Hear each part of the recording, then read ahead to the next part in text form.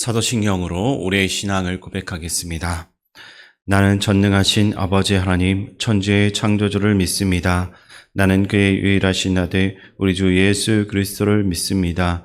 그는 성령으로 잉태되어 동정녀 마리아에게서 나시고 본디오 빌라도에게 고난을 받아 십자가에 못 박혀 죽으시고 장사된 지 사흘 만에 죽은 자 가운데서 다시 살아나셨으며 하늘에 오르시어 전능하신 아버지 하나님 우편에 앉아 계시다가 거기로부터 살아있는 자와 죽은 자를 심판하러 오십니다.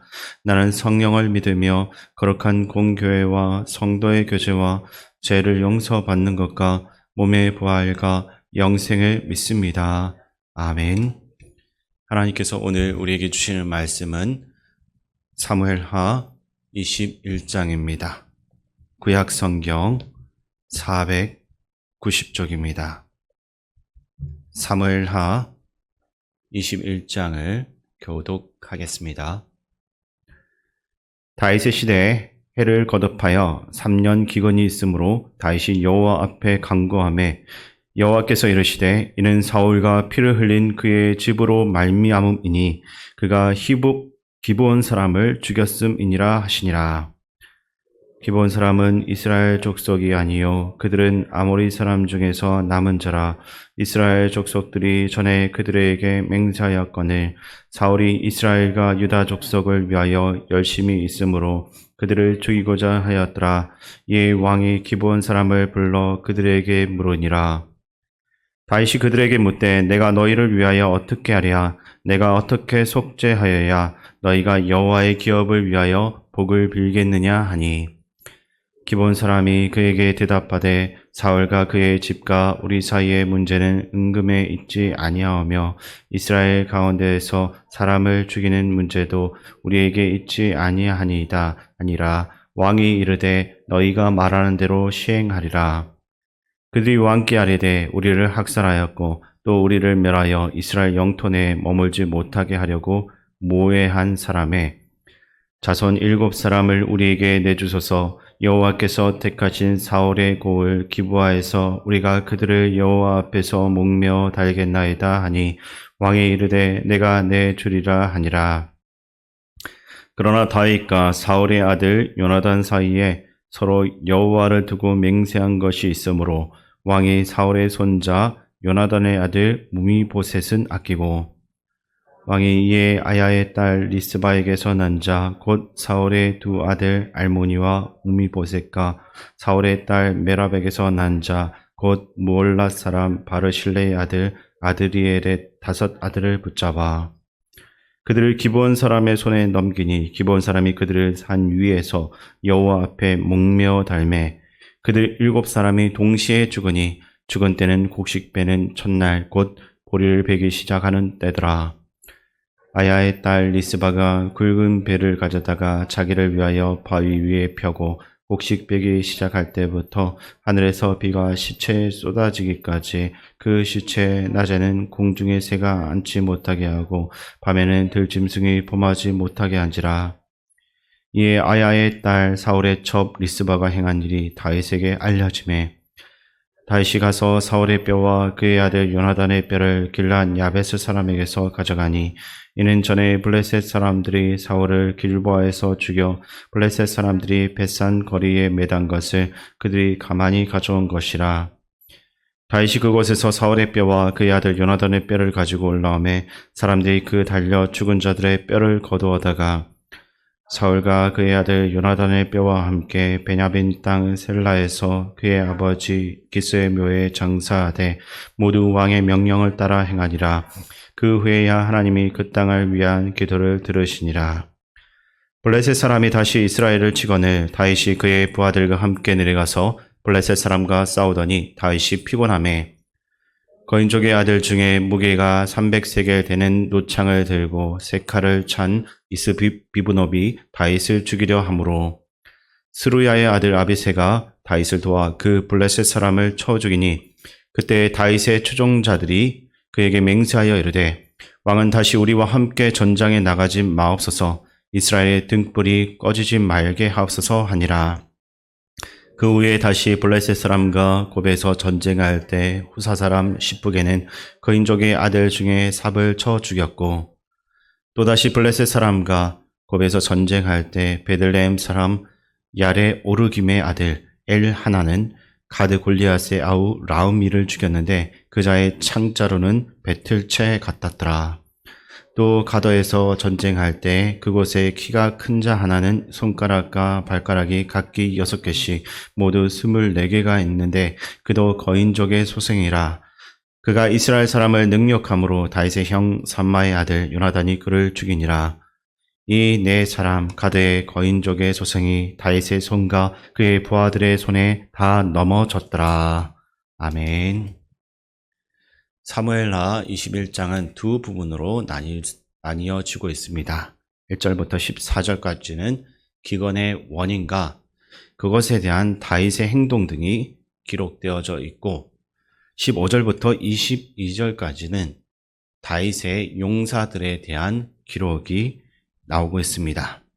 지금까지 우리가 살펴보았을 때 다윗은 하나님 앞에서 사랑받는 왕이었지만 그렇다고 해서 또 완벽한 왕은 아니었습니다. 그는 한때 자신의 정욕을 따라 다른 사람의 아내를 빼앗았고 그 여인의 남편을 전쟁터에 죽게 해서 실질적으로 사람이 죽임당하는 그 행위에 가담하기도 했던 것입니다. 자녀들이 범한 죄에 대해서 침묵을 하면서 또 아버지로서의 책임을 다하지 못한 적도 있었고 때로는 위기의 순간에 비겁하게 도망치기도 했습니다. 우리는 하나님 안에서 완전함을 꿈꾸지만 이 세상에 흠이 없고 완벽한 사람은 존재하지가 않습니다. 그러나 하나님의 마음에 얼마나 가까운지에 따라 분명한 차이가 있습니다. 다윗은 하나님의 마음에 합한 자라는 평가를 받은 사람입니다. 그 말은 우리도 하나님의 뜻을 쫓아서 살아간다면 하나님의 마음에 합한 사람으로서 살아갈 수 있다라는 뜻인 것입니다. 반대로 우리가 자신의 판단과 욕심을 따라서 살아간다면 하나님께서 원하시는 길과는 다른 길을 따라서 살 수밖에 없습니다. 하나님은 사무엘하 12장에서 다윗이 범죄했을 때 악을 미워하신다라고 분명하게 말씀하셨습니다. 그러나 하나님은 완전한 자를 찾지는 않으십니다. 오히려 자신의 연약함을 깨닫고 하나님께 돌이키며 하나님 앞에서 온 힘을 다해서 애쓰는 자를 사용하시는 것입니다. 마태복음 26장 41절에서 예수께서는 시험에 들지 않게 깨어 기도하라. 마음에는 원이로되 육신이 약하도다라고 말씀하신 적이 있습니다. 이 말씀은 어떠한 핑계를 위한 말씀이 아니라 오히려 육신의 연약함을 이기기 위해서 깨어 기도하고 말씀 안에 거하며 예수님께서 말씀하신 그 길을 따라가라라는 권면인 것입니다. 로마서 8장 13절에서는 육신을 따라 살면 반드시 죽을 것이지만 성령으로 몸의 행실을 죽이면 살 것이다 라고 했습니다. 하나님은 우리가 완전하길 기대하기보다는 부족함과 그 연약함 속에서도 하나님을 더욱더 의지하면서 그분의 뜻을 이루기 위해서 살아가는 것을 원하시는 것입니다. 다윗 역시 우리와 같은 연약한 한 인간이었습니다. 그럼에도 하나님께서는 그에게 풍성한 복을 베푸셨고 징계하실 때조차도 그를 완전히 버리진 않으셨습니다. 히브리서 12장 8절에서 언급하듯이 하나님께서는 사랑하시기 때문에 때로는 징계하기도 합니다. 따라서 징계는 우리를 향한 포기가 아니라 회복을 위한 하나님의 사랑의 표현 방법입니다. 다윗은 징계 속에서도 하나님께 불평하지 않았습니다. 이것이 그가 하나님의 마음에 합한 자로서 평가받는 이유이기도 했습니다. 하나님이 하시는 일은 언제나 옳으며 하나님께서 주시는 것은 결국 선한 것입니다. 그렇게 우리도 하나님이 허락하신 모든 상황 속에서 불평보다는 순종으로 응답하는 인생이 되어야 됩니다.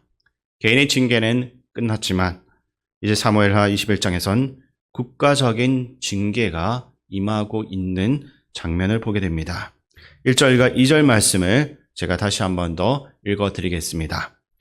다윗의 시대에 해를 거듭하여 3년 기근이 있으므로 다윗이 여호와 앞에 간구하매 여호와께서 이르시되 이는 사울과 피를 흘린 그의 집으로 말미암음이니 그가 기브온 사람을 죽였음이니라 하시니라. 기브온 사람은 이스라엘 족속이 아니요 그들은 아모리 사람 중에서 남은 자라. 이스라엘 족속들이 전에 그들에게 맹세하였거늘 사울이 이스라엘과 유다 족속을 위하여 열심히 있으므로 그들을 죽이고자 하였더라. 이에 왕이 기브온 사람을 불러 그들에게 물으니라. 아멘. 다윗이 통치하던 시기에 3년 동안 계속된 기근은 단순한 자연재해가 아니라 하나님의 뜻과 연결이 된 징계였습니다. 기근이 길어지자 백성들은 불만을 터뜨렸을 것이고 다윗 역시 그 이유를 알기 위해서 하나님께 간구하고 하나님 앞에 나아갔을 것입니다. 하나님은 그 원인이 사울이 기브온 사람들을 집단적으로 학살하는 데 있다라고 말씀하셨습니다. 정확한 연대는 알 수 없겠지만 이 일은 압살롬의 반란 이전에 일어났던 것으로 보여지고 있습니다. 사무엘라 16장 8절에서 시므이는 다윗을 향해서 내가 사울의 집안 사람을 다 죽이고 그의 나라를 차지하였으나 이제는 주님께서 그 핏값을 모두 너에게 갚으신다. 이제는 주님께서 이 나라를 너희 아들 압살롬의 손에 넘겨주었다라고 외친 적이 있습니다. 이렇게 다윗은 사울 집안의 그 피 흘림에 직접적으로 관여하지는 않았지만 사울의 자손들이 죽임당하는 데 책임이 있다라는 오해를 이렇게 받기도 했습니다. 그렇다면 사울은 왜 기브온 족속을 죽이면 안 되는 거였습니까? 여호수아 시대에 맺어진 언약 때문이었습니다. 기브온 사람들은 원래 가나안 땅의 거민으로 멸망당해야만 했지만 그들의 속임수로 여호수아와 조약을 맺었고 이 조약은 세대가 지나가더라도 유효했습니다. 하나님의 이름으로 맺었던 언약은 지켜야만 했고 어길 경우에는 반드시 그 대가를 치러야만 했습니다.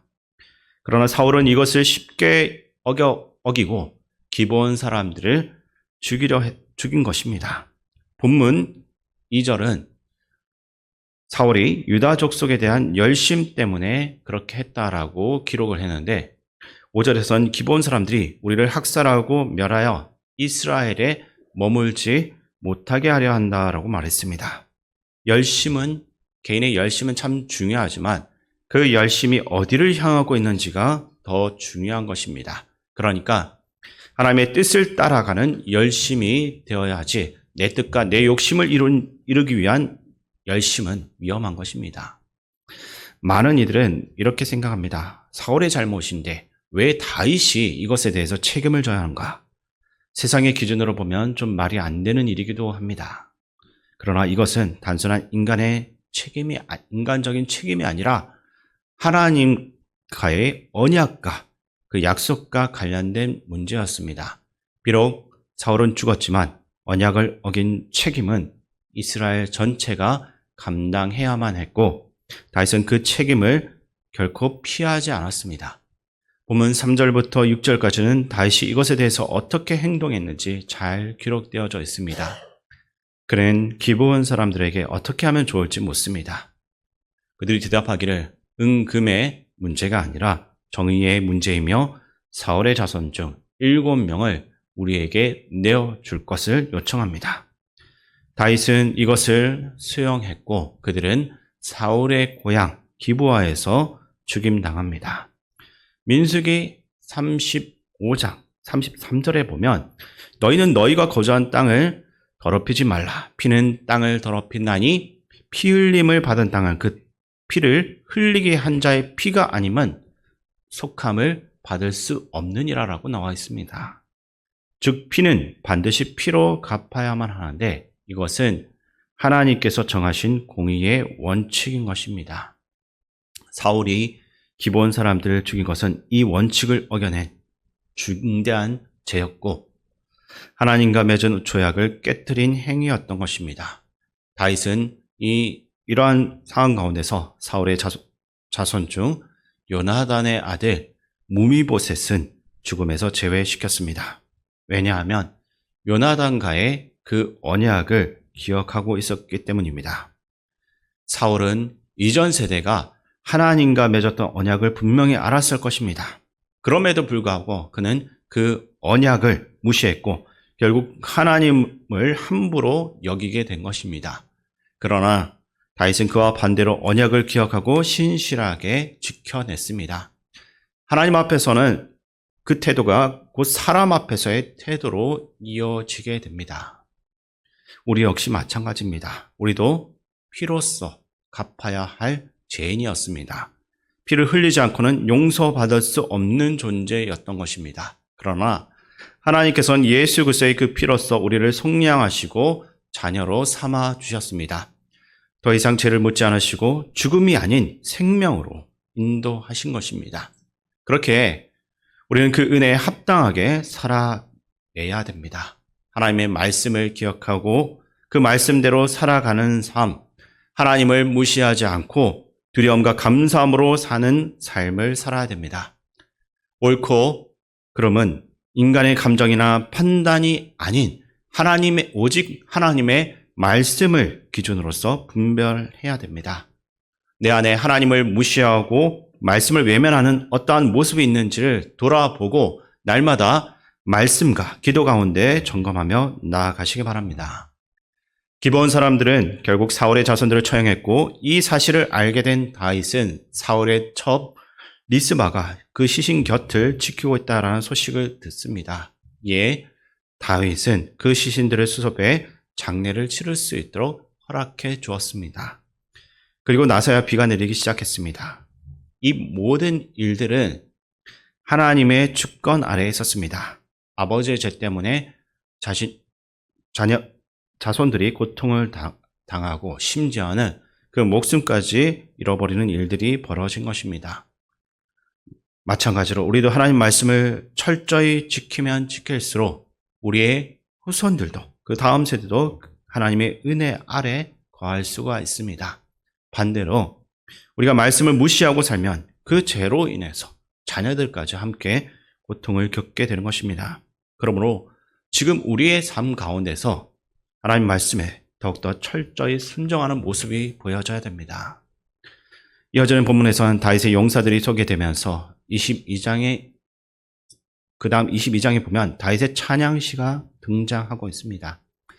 이전에 골리앗 한 명 앞에서 두려워 떨던 이스라엘 군대는 이제 골리앗과 같은 그 거인들을 4명이나 쓰러뜨립니다. 이것은 하나님의 능력이 아니고서는 설명할 수가 없습니다. 하나님의 은혜를 잊으면 사람은 교만해집니다. 또한 그 은혜를 잊으면 더 이상 하나님의 도우심을 받지 못하고 하나님의 자녀라는 그 정체성마저 잃어버리게 되는 것입니다. 사탄은 우리가 생각하는 것처럼 어떤 무서운 모습으로만 나타나지 않습니다. 오히려 모든 일이 잘 풀리고 평안하고 아무런 문제가 없어 보이는 그런 상황 가운데서 하나님의 자리를 차지하려고 하는 것입니다.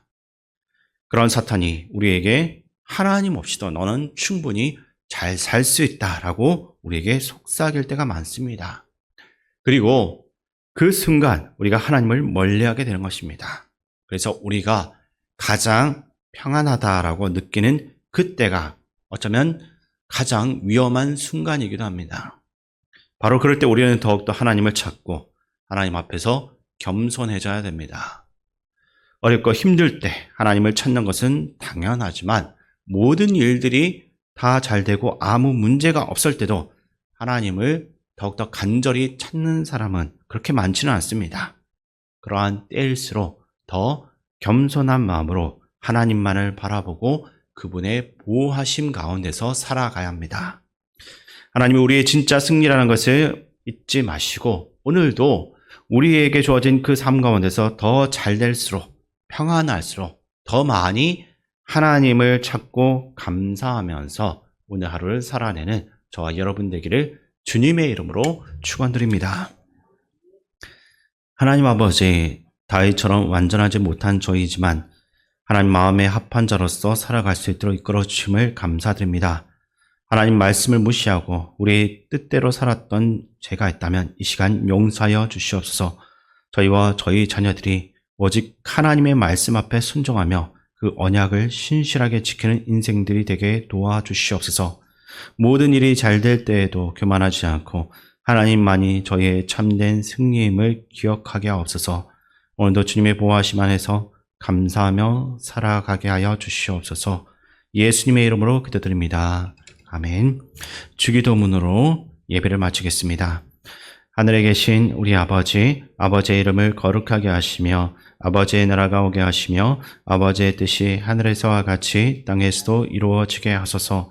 오늘 우리에게 일용할 양식을 주시고 우리가 우리에게 잘못한 사람을 용서하여 준 것 같이 우리 죄를 용서하여 주시고 우리를 시험에 빠지지 않게 하시고 악에서 구하소서. 나라와 권능과 영광이 영원히 아버지의 것입니다. 아멘. 이 시간 말씀을 묵상하며 기도할 때 하나님의 부르심 앞에서 순종하며 복음을 위해서 헌신할 수 있도록 기도하시고 늘 말씀과 기도로 충만하여서 성령의 하나님의 인도하심에 민감하게 반응하게 하소서라는 그런 제목으로 기도하시기 바랍니다. 그리고 나라와 민족, 국가와 지도자들을 위해서 기도하시고 교회의 어르신들과 한우들 위해 그리고 오늘부터 9일까지 캄보디아 선교를 떠나는 27명의 팀원들과 함께 동역하는 신동호 박진욱 선교사님 위해 그리고 전세계 가운데 복음 전하는 선교사님과 담임 목사님을 위해서 함께 기도하며 나가겠습니다.